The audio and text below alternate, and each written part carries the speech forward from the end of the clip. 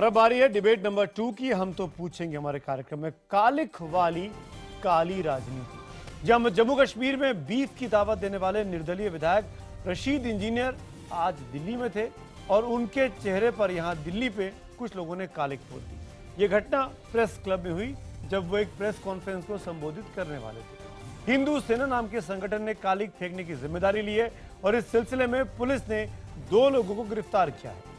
वहीं महाराष्ट्र पर कमजोर पड़ती पकड़ से घबराई शिवसेना ने एक बार फिर भारत पाकिस्तान क्रिकेट रिश्तों के विरोध का सहारा लिया, अपनी राजनीतिक जमीन को तलाशा और कुछ शिव सैनिकों ने आज मुंबई में बीसीसीआई दफ्तर में जबरन घुसकर हंगामा किया। उस वक्त बीसीसीआई अध्यक्ष शशांक मनोहर दफ्तर में मौजूद थे। वो पाकिस्तान क्रिकेट बोर्ड के मुखिया शहरयार खान से मुलाकात करने वाले थे, लेकिन शिव सैनिक अपने हाथों में शशांक मनोहर मुर्दाबाद और शहरयार खान वापस जाओ के नारे लिखी तख्तियां लेकर आए और जमकर हंगामा काटा। राजनीति से ही जुड़ी एक और खबर जो कि काली राजनीति की ओर इशारा करती है। राष्ट्रपिता महात्मा गांधी के हत्यारे को सम्मान पर अब सियासत गरमा गई है। पिछले साल महात्मा गांधी के हत्यारे नाथूराम गोडसे की याद में मंदिर बनवाने के ऐलान के बाद चर्चा में आई हिंदू महासभा अब गोडसे को फांसी दिए जाने वाले दिन यानी 15 नवंबर को बलिदान दिवस के रूप में मनाने की तैयारी कर रही है। अखिल भारतीय हिंदू महासभा के मुताबिक उसने इस बार देश में फैली अपनी 100 से ज्यादा शाखाओं में जिला स्तर पर यह बलिदान दिवस मनाने का ऐलान किया है। आखिरकार हिंदुस्तान को हुआ क्या है? ये असहिष्णुता क्यों, सहनशीलता कहां गई और एक दूसरे को सम्मान करने की परंपरा कहां खोती जा रही है?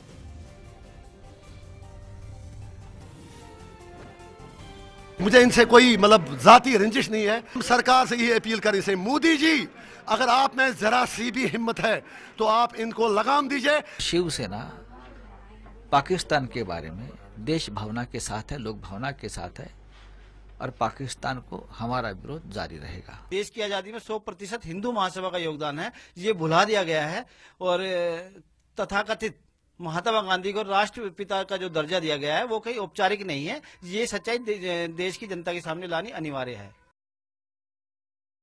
3 तरह की सोच और 3 तरह की तस्वीरें आपने देखी, लेकिन तीनों का सार, तीनों के गर्भ में एक ही बात कि दूसरे को सम्मान नहीं करना, दूसरे के कामों में हस्तक्षेप करना। खास चर्चा के लिए इस वक्त मेरे साथ कुछ खास मेहमान जुड़ रहे हैं। महात्मा गांधी के प्रपौत्र तुषार गांधी साहब मेरे साथ हैं। अखिल भारतीय हिंदू महासभा के अध्यक्ष चंद्र प्रकाश कौशिक हमारे साथ जुड़ रहे हैं। भारतीय जनता पार्टी की नेता शायना एनसी मेरे साथ हैं। कांग्रेस की प्रवक्ता प्रियंका चतुर्वेदी मेरे साथ जुड़ रही हैं और साथ में मृत्युंजय तिवारी हैं, आरजेडी के प्रवक्ता। 45 सेकंड ओपनिंग रिमार्क्स को लेकर और फिर डिबेट की शुरुआत करते हैं। सबसे पहले कौशिक साहब, मैं आपसे जानना चाहता हूं, वो व्यक्ति जिसने महात्मा गांधी को सरेआम गोली मारी हो, वो व्यक्ति जो देश का खलनायक नंबर 1 है, आज आपको शर्म नहीं आती कि आप उनके बलिदान दिवस को मनाने की तैयारी कर रहे हैं फांसी के दिन? ये कहां का, ये कैसा बलिदान हुआ? ये कैसे भारतीय हुए आप?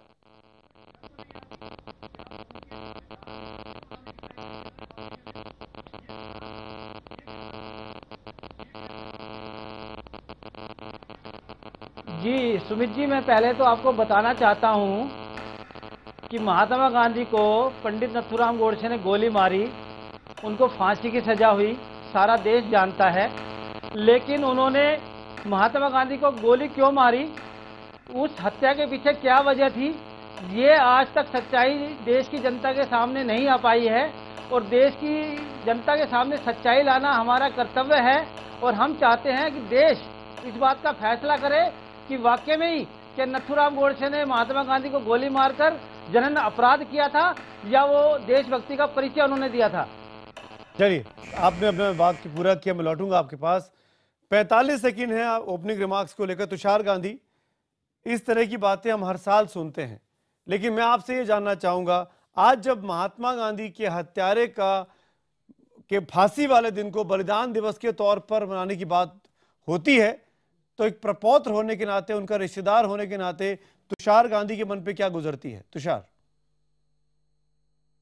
प्रपौत्र होने के नाते जाहिर है कि दुख होता है, लेकिन हम उस विचारधारा के लोग हैं जो किसी की भी अभिव्यक्ति को दबाने में मानते नहीं है। इसलिए मैं समझता हूँ कि जैसे हमको बापू की भक्ति का अधिकार है, कातिलों की पूजा करने वाली संस्कृति को कातिलों की पूजा करने का अधिकार होना चाहिए। इसलिए, और ये कोई नई बात नहीं है इस बार, क्योंकि उनको ये लगता है कि उनकी सरकार दोनों जगहों पे है, राष्ट्र में और राज्य में, इसलिए ये लोग इतने बड़े पैमाने पे बात कर रहे हैं। वरना पूना में तो शुरुआत में छोटे पैमाने पे, और युति सरकार और एनडीए 1 जब थी तब कई गुना बड़े पैमाने पे नथुराम भक्ति के प्रदर्शन होते ही आए हैं। लेकिन तुषार साहब, मैं लौटूंगा आपके से पास। 45 सेकंड हो गए ओपनिंग रिमार्क के लिए।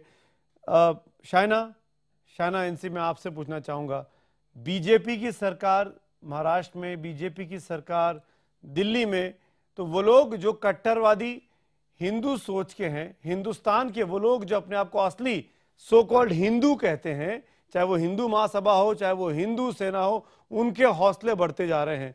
आपको लगता नहीं कि सरकार की अब दायित्व आ गया है कि इन लोगों को सबक सिखाया जाए, इन लोगों पर लगाम लगाई जाए? सुमित जी, सबसे पहले हिंदुइज्म का मतलब क्या है और ऑनरेबल सुप्रीम कोर्ट ने क्या कहा है कि this is a way of life. Hinduness क्या सिखाता है हमें? हम सिखाता है कि लोगों को टॉलरेट करना, एक्सेप्ट करना और सम्मान करना।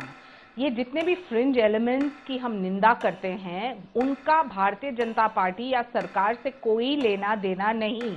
महात्मा Gandhi as a father of the nation, उनके प्रति जो सम्मान और जो आदर है वो राष्ट्रीय सरकार ने भी जताया है, हमारे नेतृत्व मोदी जी ने भी दिखाया है और हमारे सभी नेतागण मानते हैं। जो हिंदू महासभा ने अपनी सोच विचार प्रकट की है, इसका मतलब नहीं कि ये भारतीय जनता पार्टी की सोच है। हमारे प्रधानमंत्री ने स्वयं कहा है कि there is no space for hate mongers and we need to be inclusive. 45 second हो गए, मैं लौटूंगा आपके पास। हालांकि प्रियंका चतुर्वेदी मुस्कुरा रही थी। प्रियंका, मेरा सीधा सा सवाल आपसे है, मेरा कांग्रेस पार्टी की जब सरकारें रही बीते 60-70 सालों में, तो हिंदू महासभा ने आज कहा, इन्हीं कौशिक साहब ने, इनका बयान मैंने सुना दिन में, कि हम तो हर साल मनाते हैं महात्मा गांधी के, नाथूराम गोडसे के 15 नवंबर को बलिदान दिवस, तब आप चर्चा नहीं करते थे। इस बार आजकल आप चर्चा कर रहे हैं क्योंकि सरकार बदल चुकी है। क्या ये बात सच है? और कांग्रेस पार्टी ने किस तरीके से इन लोगों पर लगाम लगाई थी उस टाइम पे? देखिए, मैं शाइना जी की बात सुन रही थी। मैं कहूंगी हिंदुइज्म से तो हम सभी वाकिफ हैं और हिंदू धर्म का पालन हम सभी करते हैं, पर हिंदुत्व जो आप फैलाने की कोशिश कर रहे हैं, राष्ट्रीय स्वयंसेवक संघ और भारतीय जनता पार्टी, वो पिछले हमने 1.5 साल में देखा है।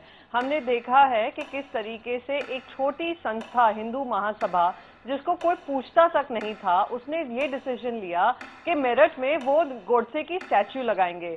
और इसी से किसी तरीके की टिप्पणी ना आने से भारतीय जनता पार्टी या सरकार से उन्होंने अपने आप को एम्बोल्डन कर अब बलिदान दिवस की बात की है। अब आपकी पहली बार मैं सुन रही हूँ कि चैनल पे आकर कोई कहे कि हम इतिहास को बदलना चाहते हैं। इतिहास को बदलने की कोशिश नरेंद्र मोदी जी की पूरी सरकार कर रही है, नेहरू जी से लेकर इंदिरा गांधी जी से 45 सेकंड, मैं लौटूंगा आपके पास दोबारा। मृत्युंजय तिवारी, आरजेडी की क्या राय है? बिहार के चुनावों में ये मुद्दा बन सकता है क्या? बनाएगी राष्ट्रीय जनता दल? देखिए, ये मुद्दा तो शुरू से हमारे राष्ट्रीय अध्यक्ष लालू प्रसाद जी कहते रहे हैं कि ऐसे लोगों के हाथों में देश की सत्ता चली गई है जिसको देश को टूटने का खतरा आ गया है और देश टूटने के कगार पर है। आखिर यह देश भारत जो दुनिया में जाना जाता था, वो क्या हो गया? इस देश को किसकी नजर लग गई? आखिर इन लोगों ने जिस तरह से माननीय प्रधानमंत्री और केंद्र में सत्ता है भारतीय जनता पार्टी की, आप देख लीजिए सुधीर कुलकर्णी के साथ बीसीसीआई की ऑफिस में और फिर आज दिल्ली में, ये कहां जा रहा है देश? क्या हो गया है देश को? ये जो ठेकेदार बने हुए हैं चंद मुट्ठी भर लोग, इनको 125 करोड़ आबादी वाला देश इसको कभी माफ नहीं करेगा और कभी भी हम इस तरह 45 सेकंड हुआ, मैं लौटूंगा आपके पास।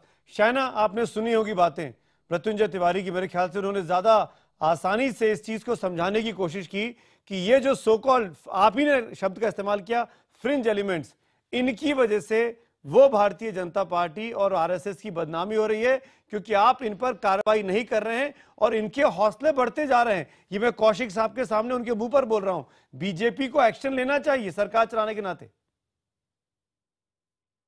देखिए, प्रजातंत्र लोकतंत्र में बहुत सारे मत हो सकते हैं। इसका मतलब नहीं कि कोई मत जो बनता है, जो बहुमत से बनता है या जो कोई विचारधारा से बनता है, वो सरकार की भावना है।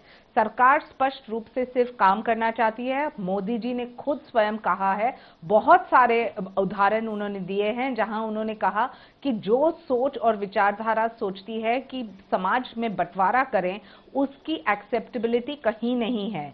जो फ्रिंज एलिमेंट्स अपने आप को हिंदू महासभा कहें या हिंदू सेना कहें, उससे भारतीय जनता पार्टी और गुड गवर्नेंस के मॉडल से कोई लेना देना नहीं। बात प्रियंका भी बोलना चाह रही है, लेकिन मेरा काउंटर क्वेश्चन है शायना, यहाँ पे आप एक के खिलाफ एक्शन लेंगे ना? एक हिंदू सेना, एक हिंदू महासभा, एक अपना एमपी को आप सीधा करेंगे, अपने आप बाकी 20 आदमी सीधे हो जाएंगे। जब तक आप कार्रवाई नहीं करेंगे तब तक इनके हौसले बढ़े रहेंगे।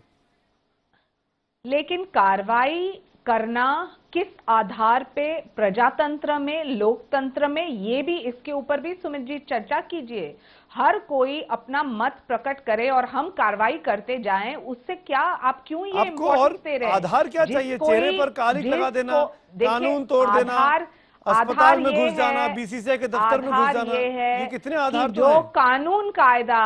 जो कानून कायदा जो भी व्यक्ति अपने हाथ में ले, उनके प्रति कार्रवाई जरूर होगी। वो एक लॉ एंड ऑर्डर सिचुएशन है। लेकिन जो एक भावनात्मक रूप पे कोई कुछ गलत कहे, उसके प्रति मैं कोई टिप्पणी नहीं करना चाहती हूँ। मैं सिर्फ अपना गुड गवर्नेंस और गुड गवर्नेंस का मॉडल तुषार गांधी कुछ बोलना चाह रहे हैं, लेकिन गुड गवर्नेंस के मॉडल से कहीं यही लोग आपको भटका ना दे। तुषार गांधी।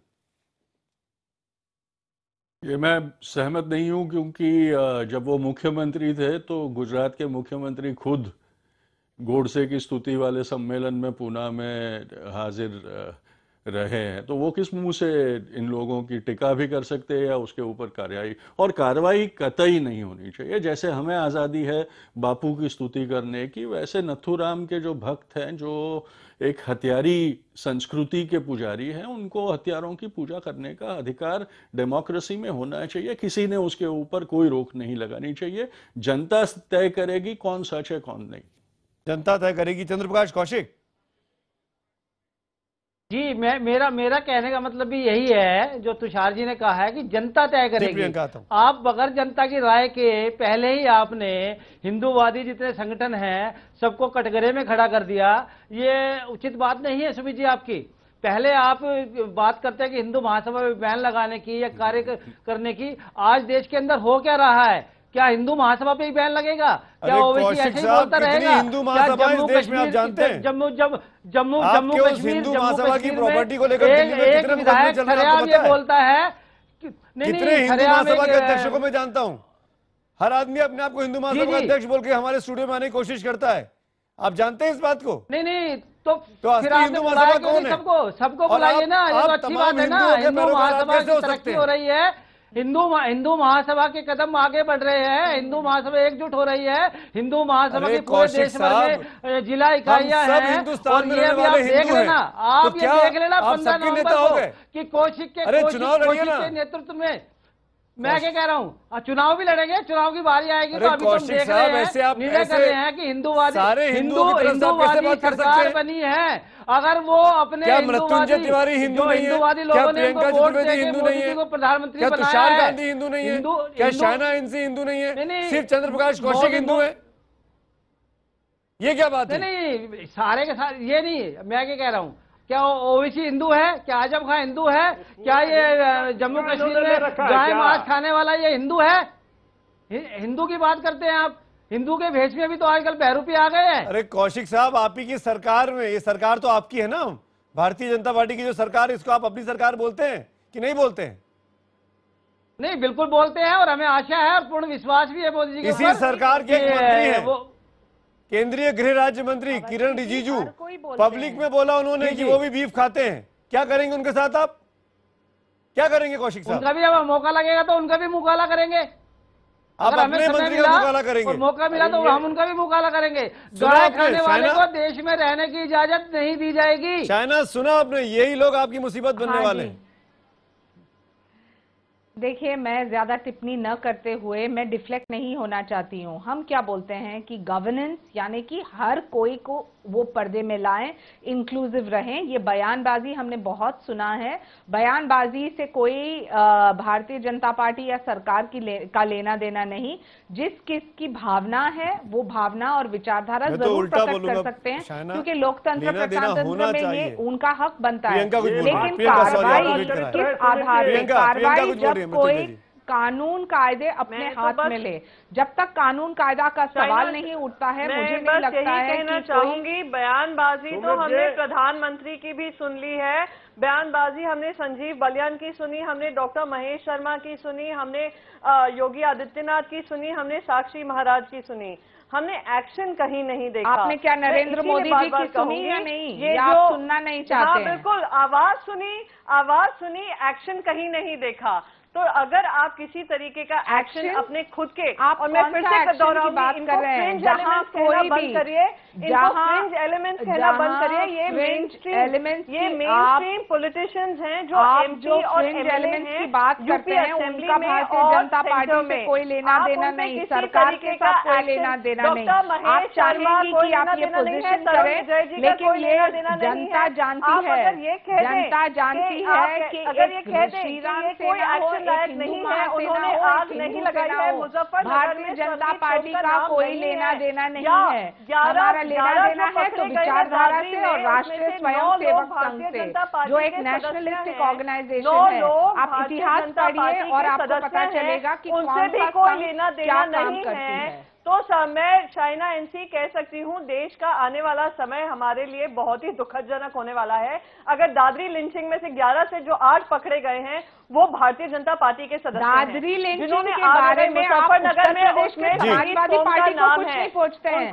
आप कन्वीनियंटली पूछते हैं भारतीय जनता पार्टी को, जहाँ law and order state subject है, जहाँ हत्या होता है, वो हत्या के प्रति कोई शायना प्रियंका एक एक करके बोलेंगे तो ज्यादा बेहतर रहेगा। पूछते हैं सवाल केंद्र को और सेंटर को, क्या ये न्याय है? बिल्कुल शायना, ये जो प्रोपेगेंडा पॉलिटिक्स आपको खेलना है, आप अपने बलबूते कीजिए, हमारा कोई लेना देना नहीं। बिल्कुल प्रियंका, आई एंडोर्स दैट।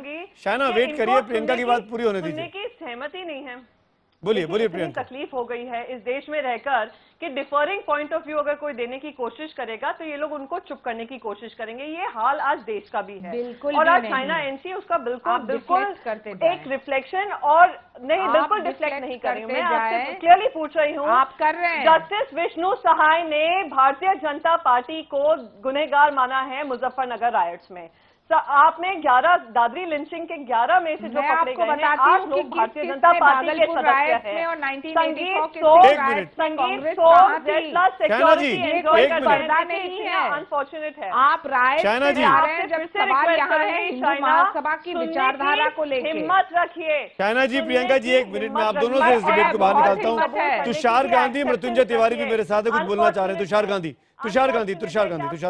मृत्युंजय जी, मैं आ रहा हूँ। तुषार गांधी। नहीं, मैं तो ये कहूँगा कि ये जो बयानबाजी हो रही है और ये जो एस्केपिस्ट आर्ग्यूमेंट हो रही है कि नहीं ये तो फ्रिंज एलिमेंट है, वो कोई मायने नहीं रखता, ये एक डिनायल स्टेट में ये पार्टी है, क्योंकि उसकी ये सेंट्रल फिलॉसफी है। ये फ्रिंज एलिमेंट कतई नहीं है, ये पार्टी उस विचारधारा की है। और मुझे लगता है कि बापू और गोडसे को अब हम छोड़ दे, हम इसमें अब ये इसके ऊपर बात करें कि भारत की मिलीजुली अस्तित्व के ऊपर ही आघात हो रहा है, उसको ही कमजोर किया जा रहा है। इसके ऊपर हम बात बिल्कुल ठीक बोल रहे हैं। बापू और गोडसे अपना काम करके चले गए। अध्यक्ष इन बातों को लेकर बराबर कहा करते हैं। आज जिस तरह से सरकार का संरक्षण है, आप देखिए महाराष्ट्र में किनकी सरकार है, महाराष्ट्र में क्या हुआ, क्या कार्रवाई हुई। दिल्ली में आप देखिए, जब तक सरकार का इनको संरक्षण प्राप्त है और सरकार के सह पर ऐसी कार्रवाई ये लोग कर रहे हैं, और इन पर सख्त से सख्त कार्रवाई होनी चाहिए, इन लोगों पर बैन लगाना चाहिए, इन लोगों को गिरफ्तार करना चाहिए। देश की एकता और अखंडता पर खतरा किसी भी कीमत पर नहीं होनी चाहिए। और जिस तरह से इन लोगों का मन बढ़ते जा रहा है, निश्चित रूप से ये सरकार का संरक्षण है, और सरकार के संरक्षण में ऐसे लोग फल फूल रहे हैं। कौशिक साहब, अगर आज बीजेपी की सरकार नहीं होती तो आपकी इतनी हिम्मत नहीं होती कि मेरठ में मूर्ति लगाएंगे और 15 नवंबर को बलिदान दिवस मनाएंगे। नहीं, हमारी हिम्मत तो पहले से ही थी, आज से नहीं है। और हिंदू महासभा की हिम्मत का ही कारण है कि आज ये इतना ज्यादा बोल रहे हैं, वरना अंग्रेज अभी तक जाते ही नहीं। हिंदू महासभा अगर देश के अंदर नहीं होती तो अंग्रेज को गए 70 साल हो गए। आज की बात करिए चंद्र प्रकाश कौशिक जी, वो महात्मा गांधी ने भेजा था अंग्रेजों को वापस। वही तो बता रहा हूँ। तो जनता ने आरजेडी वाले बोल रहे हैं पहुंचा दिया है, जनता ने इनको कहाँ पहुंचा दिया है। आज कांग्रेस और आरजेडी कहाँ पे है? आज 40 सीटों पर कांग्रेस लड़ रही है, आज 40 सीटों पर बिहार के कांग्रेस लड़ रही है। यही नतीजा है। आने वाले दिन में देखना चंद्र प्रकाश कौशिक पड़ गई है, आज के नौजवान जागरूक हो गया है। प्रियंका एक मिनट, मृत्युंजय एक मिनट, मृत्युंजय जी एक मिनट, एक मिनट। चंद्र प्रकाश जी, गांधी और गोडसे में फर्क चंद्र प्रकाश जी, चंद्र प्रकाश जी, ये हिंदुस्तान की खूबसूरती है, ये हिंदुस्तान की खूबसूरती है, इस देश के संविधान की खूबसूरती है कि आप इस देश के राष्ट्रपिता के हत्यारे का बलिदान दिवस मनाने वाले हैं और उस देश के राष्ट्रपिता का प्रपौत्र ये कह रहा है कि आपको अधिकार होना चाहिए और आप राष्ट्रीय टीवी पर बैठकर डिबेट कर पा रहे हैं। अगर आप किसी और देश में होते तो आपका क्या हश्र होता, आपको पता है? आपकी आवाज बाहर नहीं आती और आज आप इतनी बोलने की हिम्मत रख रहे हैं और शर्म नहीं आ रही है आपको। ये दिखा दीजिए कि कहाँ पे लिखा हुआ है राष्ट्रपिता। मैं भी आपकी बात मानूंगा। अरे राष्ट्रपिता हम दिल से मानते हैं, हम दिल से मानते हैं। इसका मतलब क्या है? गिरफ्तार करने को हम तैयार हैं, हमें जेल में डाल दीजिए, हमारी आवाज बंद कर दीजिए। कौशिक साहब, मोहन भागवत जी से पूछिए, जाके नरेंद्र मोदी जी से पूछिए, अमित शाह जी से पूछिए कि ये महात्मा गांधी को राष्ट्रपिता मानते हैं कि नहीं मानते हैं। उनसे लिखवा लीजिए कि ये राष्ट्रपिता नहीं है और फिर हम तय कर लेंगे वो तो कि हम ठीक बोल रहे हैं कि आप ठीक बोल रहे हैं। संसद के अंदर महाराज ने गोडसे को देशभक्त कहा था। देशभक्ति का मतलब ये होता है? अरे देशभक्ति देशभक्ति का मतलब ये हो रहा है कि आज आप आराम से बैठ के बोल रहे हैं ये गोडसे जी का एहसान मानिए इस बात को।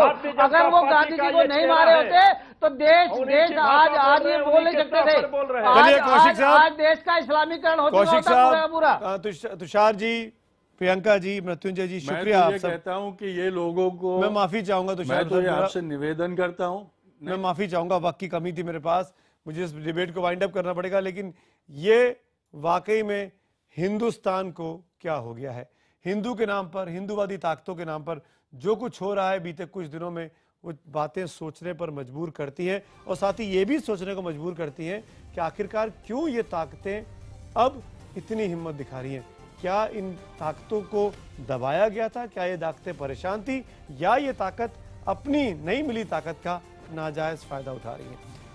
हम तो पूछेंगे। मैं आज इतना ही।